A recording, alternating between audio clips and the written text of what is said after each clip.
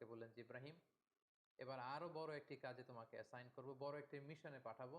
সেটা হচ্ছে আমার ঘরকে তোমার আবার পুনর্নির্মাণ করতে হবে, অর্থাৎ রিকনস্ট্রাক্টিং দ্য কাবা। কারণ আমরা জানি কাবা প্রথম নির্মাণ করেছিল ফেরেশতারা, তারপর করেছিল আদম আলাইসাল্লাম, তারপর করেছিল নূহ আলাইহিসসালাম। কিন্তু নূহ আলাইসাল্লামের মহাপ্লাবনে কাবা ধ্বংস হয়ে গিয়েছিল।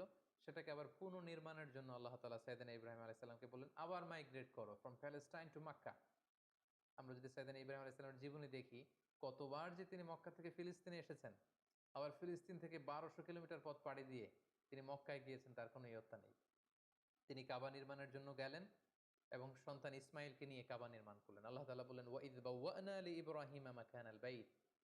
আমি ইব্রাহিমকে I pointed out for Ibrahim the site of the house. Kaaba ঘরের সাইটটা আমি দেখিয়ে দিলাম।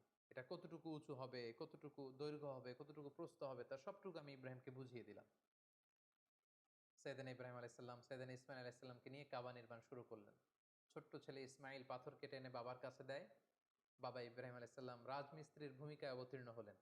তিনি নিজ হাতে আল্লাহ তাআলার ঘর কাবা তিনি নির্মাণ করতে শুরু করলেন। বাপ ছেলে দুজনই পড়তে আরম্ভ করলেন, রব্বানা তাকাব্বাল মিন্না ইন্নাকা আনতাস সামিউল আলিম। হে আল্লাহ, আপনি আমাদের পক্ষ থেকে এই ইফোর্ট, এই ডেডিকেশনকে, এই কাজকে আপনি কবুল করে নিবেন। এবং আল্লাহ তাআলা বললেন যে, ওয়াইদ জাআলনাল বাইতা মাসাবাতান লিন-নাসি ওয়া আমনা। আমি এই কাবা ঘরকে, ইব্রাহিম ইসমাইলের পদধূলি ধন্য এই কাবা ঘরকে গোটা বিশ্বের মানুষের মিলন কেন্দ্র বানালাম। যেটা আমরা হজ উমরার সময় দেখি, more than 2 million Muslims they gather together in Kaaba. কাবার চারিপাশে প্রায় 20 লক্ষেরও বেশি মানুষ একসাথে হজের সময় তারা সালাত আদায় করে। গোটা বিশ্ব থেকে প্রতিদিন উমরার জন্য মানুষ কিন্তু সেখানে যাচ্ছে। অর্থাৎ মানুষের একটা মিলন কেন্দ্র আল্লাহ তাআলা সেই এলাকাটিকে বানিয়েছিলেন, কিন্তু যেটা একটা সময় ছিল অনুর্বর, জনমানব শূন্য একটি এলাকা।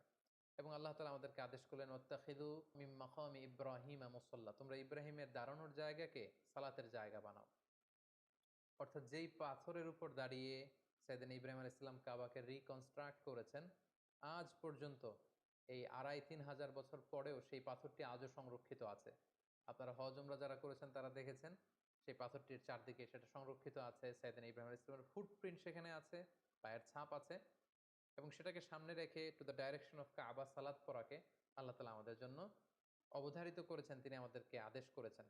এবং সাইয়েদনা ইব্রাহিম এবং ইসমাইলকে বলেছেন, তোমরা কাবা ঘরকে পরিচ্ছন্ন করো, ঝাড়ু দাও। সাইয়েদনা ইব্রাহিম আলাইহিস সালাম সফলতার সাথে কাবা পুনর্নির্মাণের এই মিশনটাও সম্পন্ন করলেন। সম্পন্ন করে তিনি কায়মনোবাক্যে আল্লাহ তাআলার কাছে একটা দোয়া করেছিলেন, ঐতিহাসিক দোয়া।